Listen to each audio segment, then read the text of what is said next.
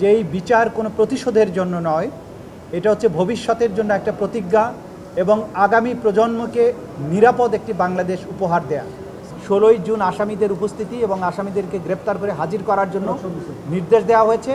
আসামি শেখ হাসিনা, আসামি আসাদুজ্জামান খান কামাল, আসামি চৌধুরী আবদুল্লাহ আল মামুনের বিরুদ্ধে মানবতা বিরোধী অপরাধের দায়ে অপরাধকে আমলে গ্রহণ করা হয়েছে।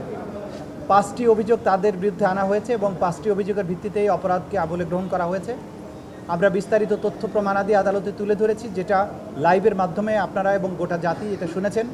আমি সেদিকে যাচ্ছি না, আমি শুধু একটি কথা বলতে চাই যে এই বিচার কোনো প্রতিশোধের জন্য নয়, এটা হচ্ছে ভবিষ্যতের জন্য একটা প্রতিজ্ঞা এবং আগামী প্রজন্মকে নিরাপদ একটি বাংলাদেশ উপহার দেয়া। আমরা বলেছি এই বিচার হবে আবেগ শূন্য, প্রমাণ নির্ভর, তথ্য নির্ভর, নিরপেক্ষ এবং ন্যায় বিচার। সেটি এনশিওর করার জন্য আমরা দেশবাসীর এবং সংশ্লিষ্ট সকল পক্ষের সহযোগিতা কামনা করি। বিচারের মাধ্যমে একটা সমাজে শান্তি এবং স্থিতিশীলতা প্রতিষ্ঠিত হয়।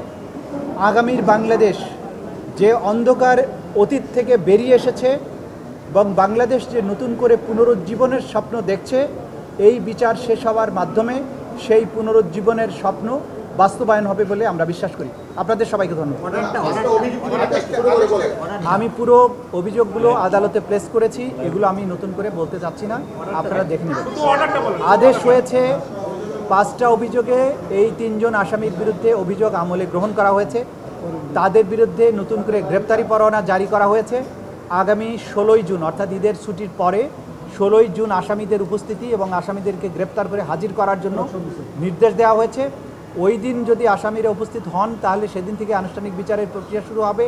যদি আসামি কেউ অনুপস্থিত থাকেন, আইন অনুযায়ী তাদেরকে অনুপস্থিত ঘোষণা করার একটা ব্যাপার থাকবে, সেটাও সেদিন আদালত যথাযথ আইন প্রক্রিয়া অনুযায়ী সেদিন ঘোষণা করবে।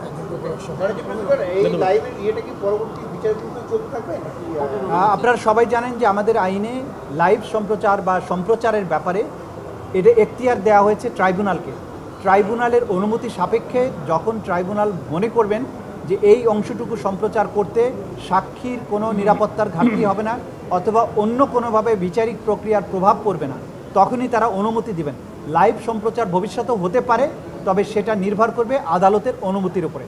যখনই আদালত অনুমতি দিবেন তখনই আমরা চেষ্টা করব এটা লাইভ করার জন্য।